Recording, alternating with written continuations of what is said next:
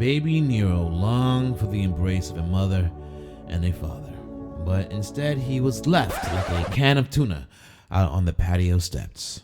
No dramatic kidnapping, no moment where someone screamed, "My baby!" and vanished into the dark. Just a child, abandoned by mother and father of the year, placed quietly on some church steps and into the arms of complete and total strangers. No explanation and no promise that anyone would ever come back, ever. That silence followed him for his entire life. Nero grew up in Fortuna, raised by the Order of the Sword, an institution built on faith, obedience, and worship of power they barely understood. They fed him, they trained him, they gave him rules, but they never gave him answers.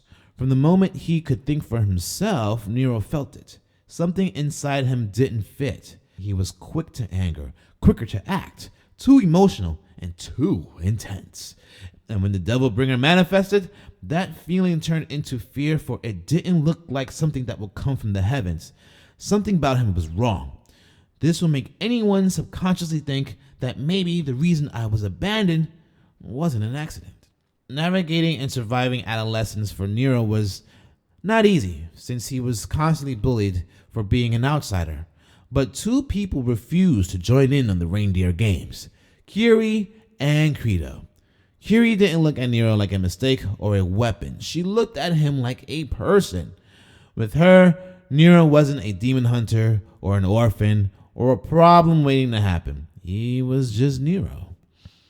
Credo, on the other hand, was disciplined, structured, the kind of older brother figure Nero desperately needed.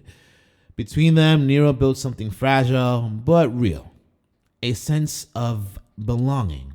And that made one thing clear: if he ever lost them, there would be nothing left holding him together.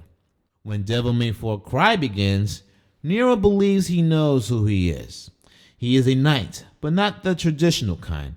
While others wear the church's uniform, Nero stands apart, resembling his uncle Dante at the same age. Red coat, pistol in hand, attitude intact.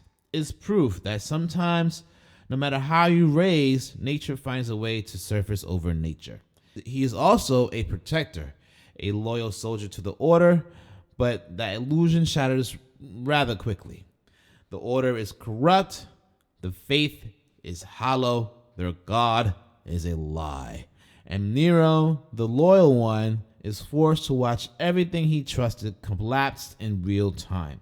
When Credo dies, it's one of his worst nightmares coming to fruition, the confirmation of Nero's deepest fear. If I trust something, it will disappear. That wound never heals. It just gets more and more scabby. Then comes the truth. Sparda, Vergil, Dante, a legendary bloodline of power, obsession, and violence. And Nero is a part of it. Unfortunately, accidents do happen. Thank you, Mom. Thank you, Dad. But suddenly, his anger makes sense. His power makes sense. Even his abandonment makes sense. And that realization is rather devastating. Now, in Devil May Cry 5, Nero doesn't lose anybody, but he loses a part of himself. His hand. I'm taking this back. Violently, personally, and with a very, very little explanation.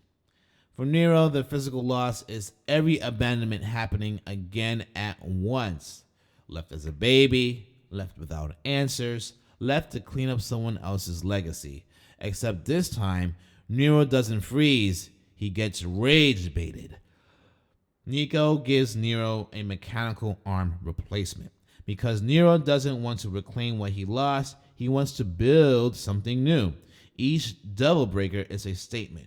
I don't need your bloodline to define me. I don't need your power to matter. I'll fight my way forward with what I choose. This is the moment Nero stops being a victim of lineage and starts becoming an author of his own identity. Now, at the climax of Devil May Cry 5, Nero thus pulls the classic stand between two enemies trope and stops his father and uncle from killing each other. Two brothers locked in an endless cycle of pride, violence, and obsession, and the abandoned son is the only one who finally says, "This ends." He doesn't kill his father. He doesn't idolize him either. He refuses to repeat him. Vergil and Dante and Nero in the beginning all chase power in the name of protection. But in the end, Nero chooses a healthier path. He protects without losing himself. That choice is Nero's true awakening. And in that moment, his greatest power finally emerges, not from blood, not from legacy, but from himself, his human hand. Now, who is Nero really? Nero isn't the strongest Sparta descendant because he's more human than demon. He's also not the calmest, nor is he most disciplined. Vergil turned his pain into obsession. Dante learned to live inside his pain and avoid it by constantly fighting and not making very strong connections. But with Nero, he's the only one who chooses to learn from it and end the cycle of violence, obsession, pain, and bloodshed. I'm sure he's going to fight more in the future.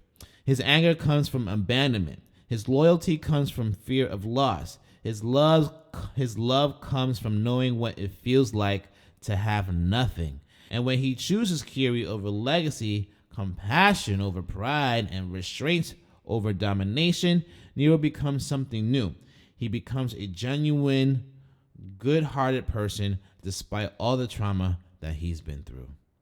Nero's story isn't like his father's. It's about what happens when someone born from violence chooses not to continue it. And that what makes him the strongest devil so far to date in Devil May Cry. Thank you for watching and tuning in. I hope y'all have a happy holiday. Christmas is right around the corner, and hope you get lots of gifts and everything that you wish. So tune in next time for another character study. And yeah, thanks for watching.